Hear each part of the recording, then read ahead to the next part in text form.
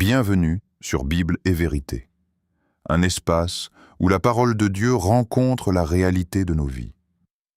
Ici, on ne cherche pas à embellir la vérité ni à dire ce que les oreilles veulent entendre, mais à éclairer les cœurs avec la sagesse biblique, même quand cela confronte, même quand cela dérange. Dans cette vidéo, nous allons aborder un sujet sensible mais profondément important. Comment reconnaître les signes que Dieu ne veut pas que tu sois avec quelqu'un? Beaucoup de personnes prient pour la bonne relation, pour le mariage, pour la personne envoyée par Dieu, tout en ignorant les avertissements que le ciel envoie déjà. Dieu ne parle pas toujours par des voix audibles ou des signes spectaculaires. Très souvent, il parle à travers la paix, la conviction intérieure, les blocages répétés et les changements spirituels subtils. Le problème, ce n'est pas que Dieu ne parle pas, c'est que nous n'aimons pas toujours ce qu'il dit. Si tu es dans une relation qui te trouble, te fatigue spirituellement ou te pousse à douter constamment, cette vidéo pourrait t'apporter de la clarté.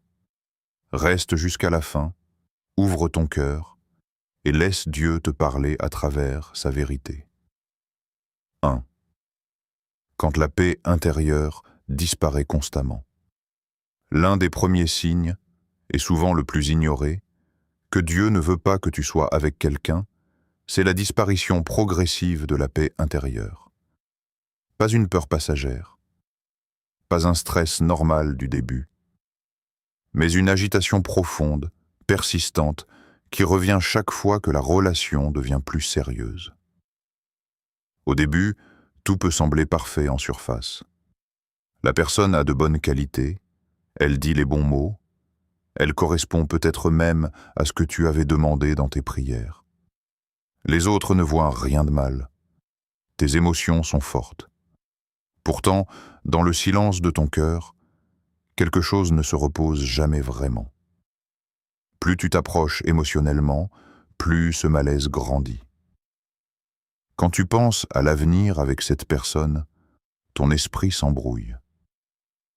Tu te forces à être calme, tu rationalises, tu minimises. Mais la vérité, c'est que la paix ne s'installe pas.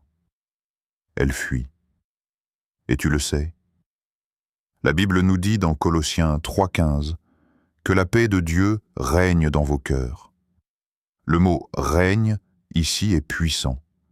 Il signifie gouverner, arbitrer, décider. La paix n'est pas juste une émotion agréable, c'est un indicateur spirituel. Quand Dieu est dans une situation, même si tout n'est pas facile, il y a une paix profonde en dessous de la tempête. Mais quand Dieu n'est pas dans quelque chose, il peut y avoir de l'excitation, de l'attirance, même de l'amour. Mais aucune paix durable. Beaucoup de personnes confondent intensité émotionnelle et validation divine. Elles pensent que parce que ça fait vibrer, c'est forcément Dieu, mais Dieu n'est pas un Dieu de confusion intérieure.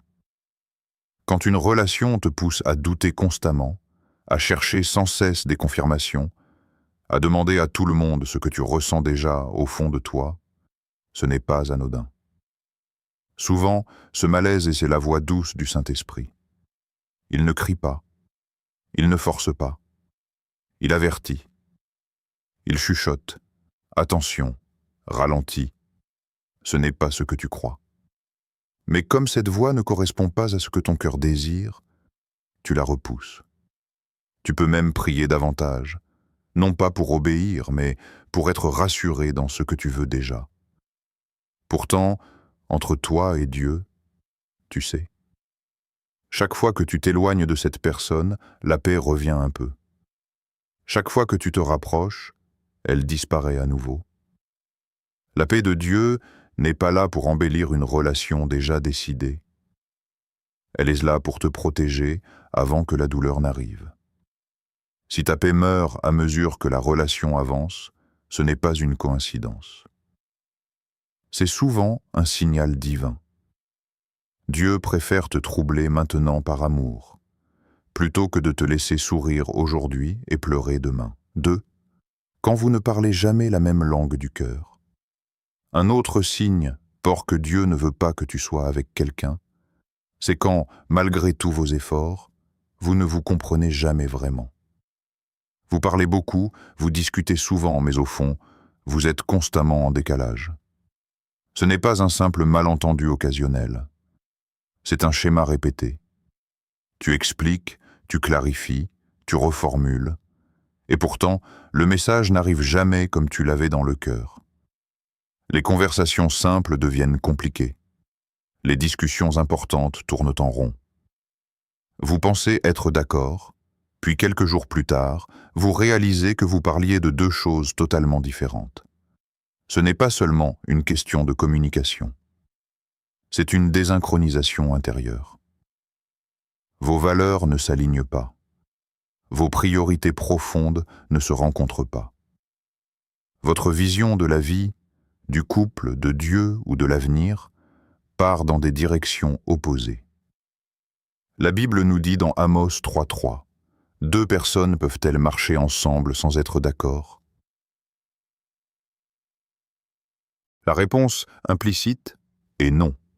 Marcher ensemble demande plus que de l'attirance. Cela demande un accord intérieur, une direction commune. Quand Dieu unit deux personnes, il ne fait pas d'elles des copies identiques, mais il met le même esprit de fond. Même dans les désaccords, elles finissent par se rejoindre au milieu. Quand Dieu veut parfois t'empêcher d'aller plus loin dans une relation dangereuse, il permet la confusion. Cela peut sembler étrange, mais c'est biblique. Dans Genèse 11, Dieu confond les langues à Babel pour empêcher les hommes d'avancer dans un projet qu'ils n'avaient pas approuvé. Le principe est le même dans certaines relations. Ce n'est pas que Dieu aime le désordre, c'est qu'il aime ta destinée. Il voit ce que tu ne vois pas encore. Alors il bloque l'unité avant qu'elle ne devienne une prison. Quand une relation est de Dieu, même avec des caractères différents, vous vous comprenez au niveau du cœur.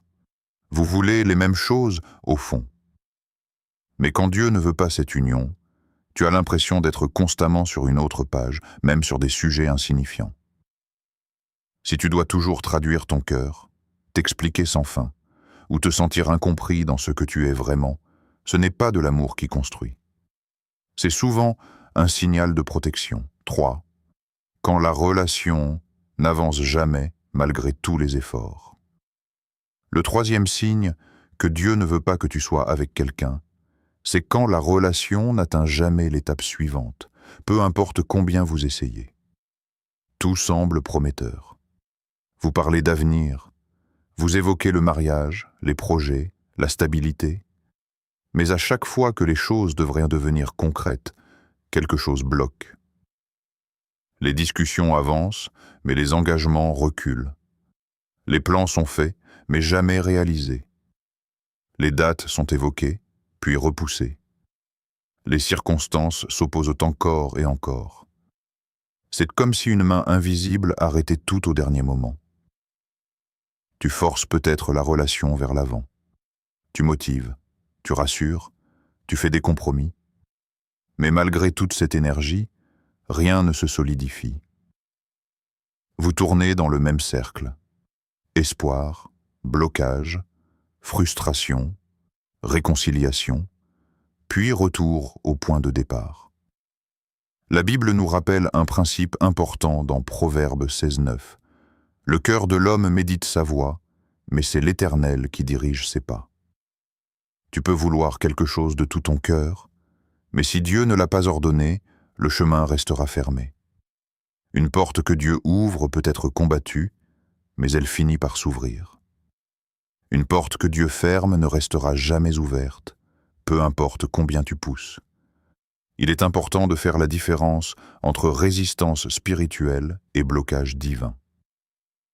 Certaines relations de Dieu rencontrent des oppositions, mais elles progressent malgré tout.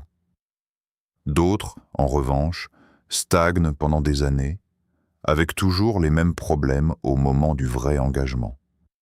Parfois, ce blocage est une grâce. Dieu voit la douleur future que toi tu refuses encore de voir. Il sait que la déception d'aujourd'hui est moins grave que la destruction de demain. Alors, il empêche l'alliance avant qu'elle ne devienne une blessure permanente. Si une relation reste coincée au seuil du sérieux, malgré le temps, les prières et les efforts, ce n'est pas toujours un test. Parfois, c'est Dieu qui dit « Ce n'est pas ce que j'ai prévu pour ta vie ». 4. Quand tout ce que vous construisez ensemble s'effondre. Un signe souvent négligé mais pourtant très révélateur, c'est lorsque tout ce que vous essayez de bâtir ensemble échoue systématiquement. Ce ne sont pas de simples contretemps normaux de la vie. C'est un modèle répétitif. Vous commencez quelque chose avec enthousiasme, foi et énergie, et cela se termine presque toujours par un blocage, un abandon ou une frustration. Vous lancez un projet commun, mais il ne dépasse jamais le stade des intentions. Vous parlez d'objectifs, de plans, de visions à deux, mais rien ne prend réellement forme. Même les choses qui devraient être simples deviennent plus lourdes, compliquées, épuisantes. Plus vous forcez, plus la fatigue s'installe. Plus vous insistez, plus la grâce semble absente. La Bible nous dit dans Psaume 127, 1 « Si l'Éternel ne bâtit la maison, ceux qui la bâtissent travaillent en vain. » Ce verset ne parle pas seulement de maisons physiques, mais de toute œuvre construite sans Dieu. Quand Dieu n'est pas à l'origine d'une union, l'effort commun devient lourd. Il n'y a pas de fluidité, il n'y a pas de repos, il n'y a pas de fruits durables. Cela ne signifie pas que vous êtes de mauvaises personnes. Vous pouvez être deux personnes bien intentionnées, sincères, travailleuses, aimantes, mais pas faites pour construire ensemble. L'huile et l'eau sont toutes deux utiles, mais elles ne se mélangent pas. De la même manière, certaines personnes ne sont pas appelées à être unies, même si chacune est valable individuellement. Dans une relation voulue par Dieu, les efforts portent du fruit, même s'il y a des défis. Les projets avancent, parfois lentement, parfois avec opposition, mais ils avancent. Il y a une grâce qui accompagne. À l'inverse, quand tout ce que vous touchez ensemble semble stérile, sec, bloqué, c'est souvent un avertissement. Dieu permet parfois ces échecs répétés pour attirer ton attention. Il ne cherche pas à te punir, mais à te montrer que cette union n'est pas alignée avec sa volonté. Car Dieu ne bénira jamais une construction qui te mènera loin de ta destinée. Si tu remarques que tu progresses mieux seul avec Dieu que à deux dans cette relation, pose-toi la question. Une relation envoyée par Dieu multiplie ce que tu es. Une relation non voulue par lui finit par te ralentir. 5. Quand la relation t'éloigne progressivement de Dieu. Le 5e signe est l'un des plus sérieux. Quand la relation te rapproche émotionnellement de quelqu'un, mais t'éloigne spirituellement de Dieu. Cela ne se fait pas brutalement. C'est lent, subtil, presque invisible au début. Avant cette relation, tu priais plus. Tu avais faim de la parole. Tu étais sensible à la voix du Saint-Esprit. Tu avais des convictions claires. Puis, petit à petit, quelque chose change. Tu aimes toujours Dieu, mais le feu est plus bas. La prière devient rare. La parole devient occasionnelle. Non pas parce que tu rejettes Dieu, mais parce que la relation prend de plus en plus de place. La Bible nous dit dans 1 Corinthiens 15, 33, « Ne vous y trompez pas. Les mauvaises compagnies corrompent les bonnes mœurs. » La personne ne te dit peut-être jamais d'arrêter de prier. Elle ne s'oppose pas ouvertement à Dieu, mais elle banalise les compromis. Elle minimise ce qui te mettait autrefois mal à l'aise. Elle te fait sentir que tu es trop spirituel, trop sérieux, trop strict. Alors, pour garder la paix, tu baisses tes standards. Tu justifies ce que tu appelais autrefois péché. Tu choisis le silence plutôt que la vérité, parce que tu ne veux pas déranger l'ambiance. Sans t'en rendre compte, tu t'éloignes de Dieu pour préserver la relation. La Bible nous dit aussi dans Amos 3.3, « Deux personnes peuvent-elles marcher ensemble sans être d'accord ?» Tu finis toujours par devenir semblable à ceux avec qui tu marches longtemps. Une relation qui te rend moins obéissant, moins sensible à Dieu, moins passionné pour les choses spirituelles, n'est pas une bénédiction, même si elle te fait du bien émotionnellement sur le moment. Dieu ne t'enverra jamais quelqu'un qui éteint ta relation avec lui. Une relation divine t'approche de Dieu, même quand elle te confronte. Si ton amour pour Dieu diminue à cause de quelqu'un, ce n'est pas de l'amour qui te construit. C'est un attachement qui te détourne. 6. Quand tu dois désobéir pour que la relation survive. Le 6e signe est particulièrement sérieux parce qu'il touche directement à ton obéissance à Dieu. C'est lorsque, pour maintenir la relation en vie, tu dois continuellement franchir des limites que tu sais ne pas être justes. Au début, tout semblait sain. Les intentions étaient bonnes, mais quelque part en chemin, les lignes ont commencé à se brouiller. Tu te surprends à cacher certaines choses, tu minimises, tu ajustes la vérité, tu fais des compromis que tu n'aurais jamais acceptés auparavant, pas parce que tu ne sais pas ce qui est juste, mais parce que dire non mettrait la relation en danger. La Bible nous dit dans Jean 14,15 « Si vous m'aimez, gardez mes commandements ». L'amour véritable ne te pousse jamais à désobéir à Dieu. Quand une relation t'amène régulièrement à transgresser tes convictions, elle cesse d'être une relation saine pour devenir une idole déguisée. Tu fais tout pour la préserver, même si cela attriste l'Esprit de Dieu en toi. Petit à petit, l'obéissance devient négociable. Ce qui te dérangeait avant devient normal. Ce qui te troublait devient humain. Tu te dis que Dieu comprendra, que ce n'est pas si grave, que tout le monde fait ça. Mais au fond, tu sais que quelque chose est faux. La Bible nous avertit dans Romains 6,16 « Vous êtes esclaves de celui à qui vous obéissez ». Quand tu obéis davantage à une relation qu'à Dieu, cette relation a pris une place qui ne lui appartient pas. Ce n'est plus de l'amour, c'est une dépendance spirituelle. Toute relation qui exige que tu désobéisses à Dieu pour continuer n'est pas envoyée par Dieu. Dieu ne te donnera jamais une relation qui a besoin de péché pour respirer. Il ne te demandera jamais de renier sa vérité pour préserver une connexion émotionnelle.